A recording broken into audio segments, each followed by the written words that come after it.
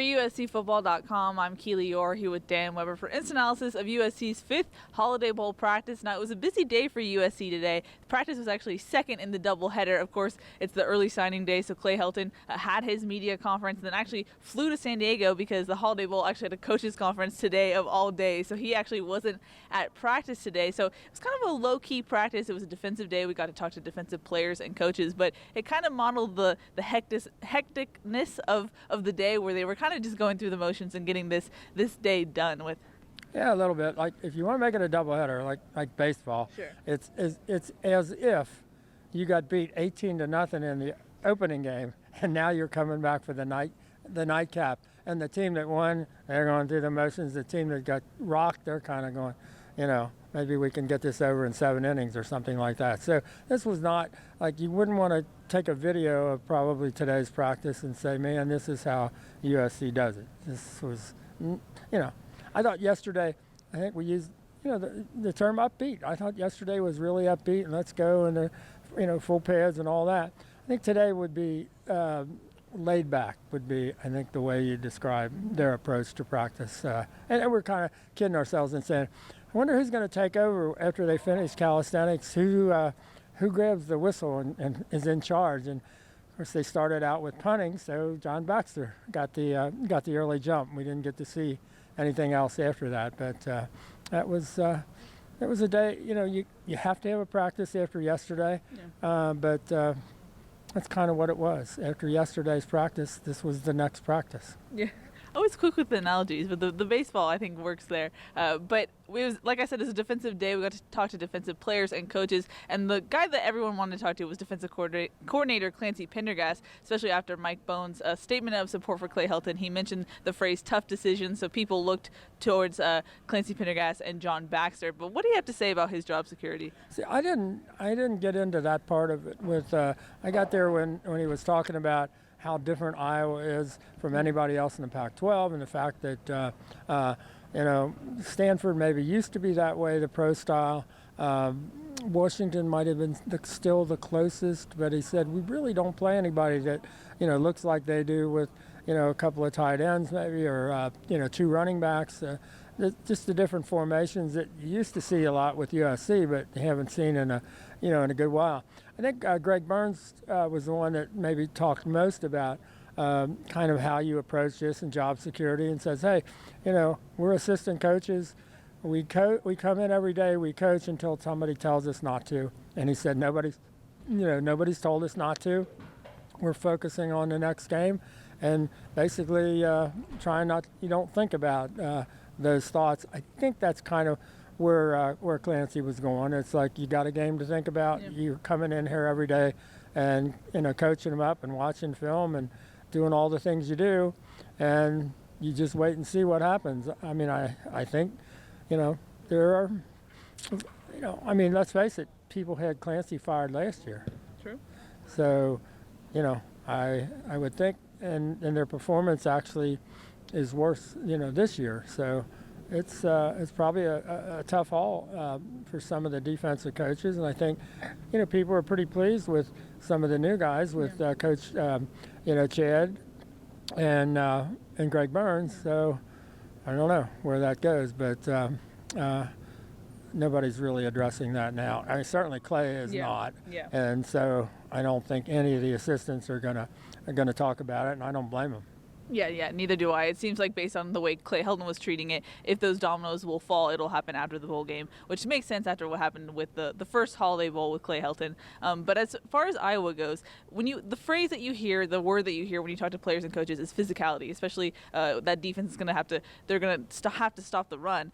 But we talked about physicality yesterday when it comes to practicing. You said that they look too spiffy, but you got to talk to Talanoa Hufanga, who kind of debated the spiffiness, if you will. Well, I mean, I did ask. I said, Talanoa, you want to describe Iowa? Big guys, tough, physical. And I said, Talanoa, when do you think someone will describe USC, other than maybe you, that way? And he said, I said, what do you got to do to get people to kind of say, man, at USC, they'll hit you, they're this. He said, you got to fly around out there and you got to make plays. And he said, you just, that's especially against a team with, a bunch of big guys like this. And can they fly around and make plays, I think is the thing. He said they actually did have 2 tackling, because I said, how difficult could it be if you go from November 23rd to December 27th, you haven't tackled anybody and you're playing defense? He said, oh, they had 2 tackling periods yesterday when they were in full path. Now, for USC, tackling periods usually does not mean tackling somebody to the ground the way it does with Alabama or LSU or Ohio State. But he said they did do some tackling yesterday, so they'll have had 1 tackling session for sure. In that case, what's your confidence level coming into this game? I know there's a couple more practices to go, but as far as the time off that we talk about and the physicality with this Iowa team, where do you see USC going when it comes to matching up with this team? Well, I think the interesting thing is Iowa, plays in a league where you don't have a lot of great quarterbacks. You don't have a lot of people who throw the ball. Ohio State does it with great personnel and a very athletic quarterback, but they haven't probably played. Well, they definitely haven't played any receiving group like USC's got. And where Keaton Slovis is right now, they probably haven't had played against anybody that throws the ball down the field with that kind of accuracy to as many receivers as he can. So you got to think, this is a team that doesn't give up much, and they're very disciplined.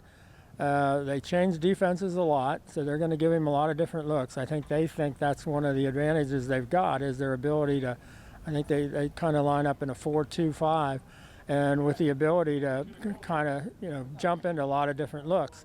So that'll be a challenge for USC. I think they've figured out how to do that a little bit, and with the deep balls they're throwing to all the different receivers, and with the offensive line, giving them decent protection. Again, they've got to do that against a team that's got a high first-round draft pick that's going to be coming in off the edge. So and against Austin Jackson. So I think if USC, can give them the kind of pass protection. I mean, the wild card would be if USC had really had the ability to just work on the run game in bowl prep time and come out and been able to run the ball, because I don't think Iowa's going to think they can run the ball on us. If USC can run the ball, they will be in very good shape, because they'll be able to I think they know they can throw the ball, even against a team as good as Iowa. But if you make Iowa defend the run first, I think, USC's got a good chance. But they can't give up, the kind of points. Iowa's not a, high octane offense.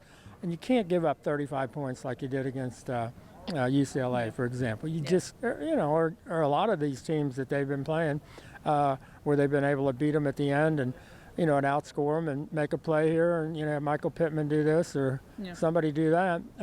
They can't get into that kind of a game. So I think the defense has got to just stand them off, and whether they can do that, whether the talent advantage is USC's or not, I think we'll find out when we get there. I mean, that's a great matchup, I think, in a lot of ways, to see this classic, physical Big Ten, disciplined, tough team against, and I'm sure they're already talking. They're kind of hinting at it when you see what the Iowa people are saying is USC talent, kind of flash guys that everybody knows who they are, from recruiting, and Iowa's all, we've got guys on our team that we didn't even offer till January, and we signed them in February because we just, we drive over to some kid's house and say, will you come play for us? And, that's kind of how they talk.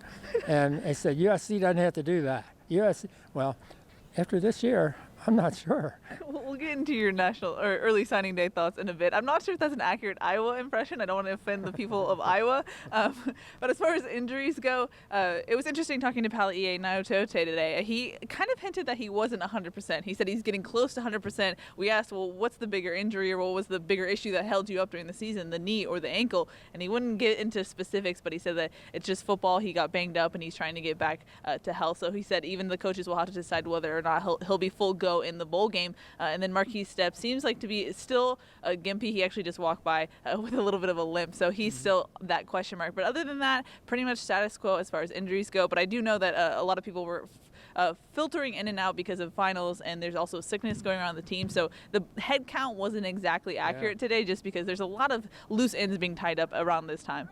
Yeah, you could tell. I mean, it's just, this is one of those days where, you have enough time, more than a week to get ready, for the game. So you're not feeling under a lot of great deal of pressure. And with all the other stuff going on today, it was just kind of one of those days. Yeah. Now, to the early signing period. As I mentioned, if you watch the other incident from today, it's a doubleheader for us as well, or at least for me. You were stuck in traffic, so you didn't get to share your thoughts. But what were your thoughts about how today went for USC? Yeah, I mean, I think it gives you an idea why it maybe not always a good idea to listen to the insiders, because, in this spot last night, they were very excited about how something really good was going to turn out for USC, and it did not. They weren't able to, come late and flip somebody, or have that kind of, they signed 11 players, none of which, on the face of them, look like they'll really be able to be an immediate help. Only 3 are coming in for the spring.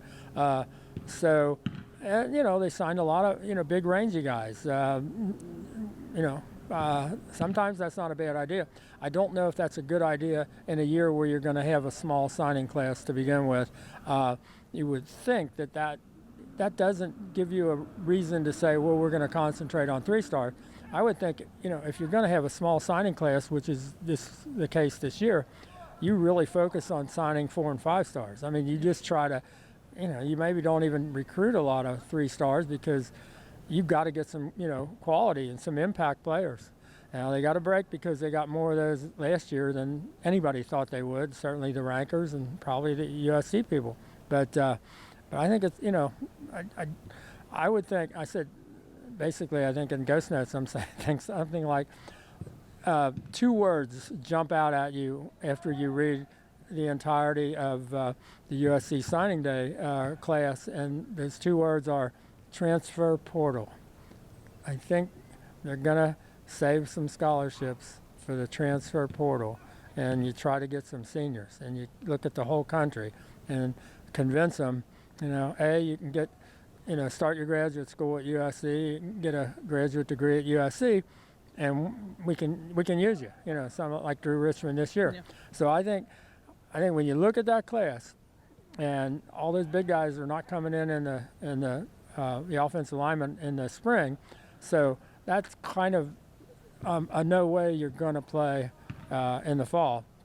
So I think transfer portal might be the way to go, based on this recruiting class. Interesting, because Clay Helton didn't want to give a number of spots that they have just because it gives away their edge and whatnot. So, but you think it's going to be the transfer portal that they'll take advantage? I think so. Between now and the second signing period? I don't know between now and the second signing period. They may not be far along enough for that, but I think they're going to save some spots. I think they have to. Hopefully they have a sense of where those guys might be or whatever. But the fact that it kind of worked out for Drew, and he's real happy with his graduate school opportunities and all that. I would think that might be the way to go, because what they're really looking for are offensive linemen that can step in and play.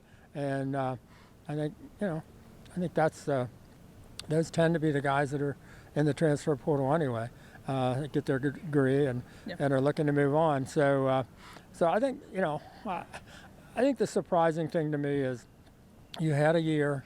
You were the coach in the nation on the hottest seat in the nation, coming off a 5-7 season, and I know you're behind the 8 ball with everybody thinking you're not coming back, but you have to figure out a way to get a more impactful, I would think, recruiting class coming in as the guy on the hot seat, and is that USC obviously didn't help by not re-upping him until 11 days after the season. Nobody seemed to work real well. I mean, I think originally a few years ago when Lynn Swan first extended Clay, the reason was to make it clear he was going to be here 4 more years, and you couldn't negatively recruit against him.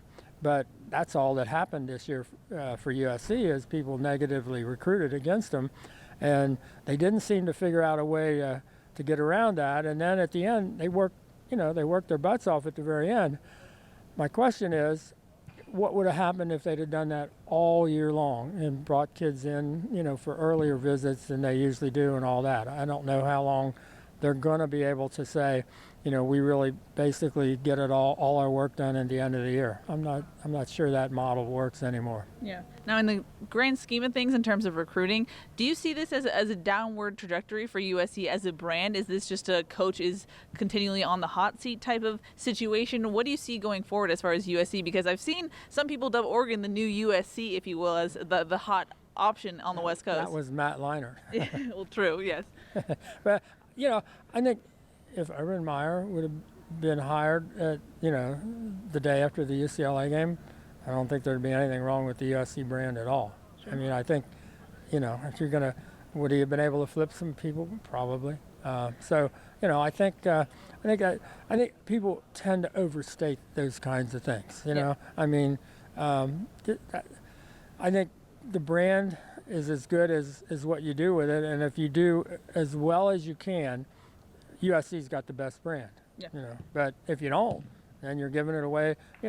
Mario Cristobal at Oregon comes in with all kind of a Southeastern Conference approach to all-out recruiting, and look what it does.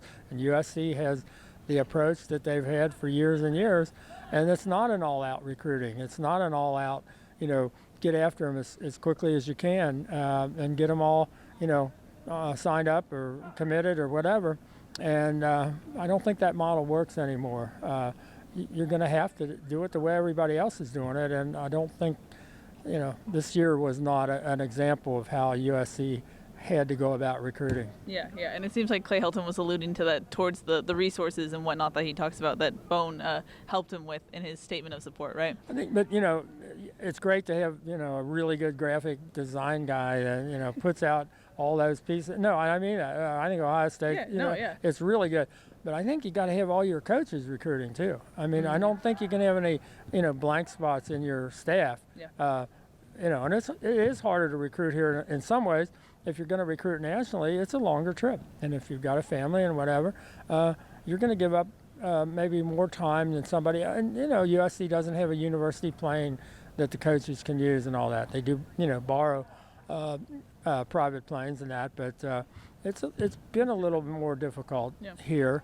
But you just have, some things are more difficult. Some things are much less difficult. As Urban Meyer said, why USC is an elite program is because of how many players you have within, 200 miles of campus. It's just, he just said it's one of those handful of jobs that, you go there, you can win national championships strictly because of the recruiting. And that you wonder what a guy like Urban Meyer looks when he looks at that, for example. Just because he talked about it within the last 2 weeks. And if he looks at it and he sees USC in the 80s in terms of a final class and number 12 in the Pac-12, you just think, how's that even remotely possible? And it shouldn't be. Yeah. You're mentioning he who shall not be named too much in this analysis. But only because I think he's an expert. I think he's now spending a lot of time in Los Angeles. He always recruited here, and the really good players on USC's team right now all had pretty good contacts with Urban Meyer. So, but I think now he's out here and he's really seeing it, and so I think he's like the perfect expert to say, this is the deal. Yeah. And he also pointed out that Southern California now is the only place that's kind of wide open for everybody else in the country to come that has all these great players. Whereas he said, you really can't do that in Texas anymore now that Texas A&M's in the SEC and everybody in Texas is working really hard at it, or that all 3 Florida schools are trying to, some of them are having to get back up, but working really hard at it. And he said, Southern California is wide open. Well, that's not a good sign for USC if Southern California is wide open. It should not be. Yep. Completely agree. Alrighty, that's going to wrap it up for USC's 5th Holiday Bowl practice and the early signing day. We wrapped it up all together with Dan's thoughts, but that's going to wrap it up for Dan. I'm Keely Eure. For more, check out uscfootball.com.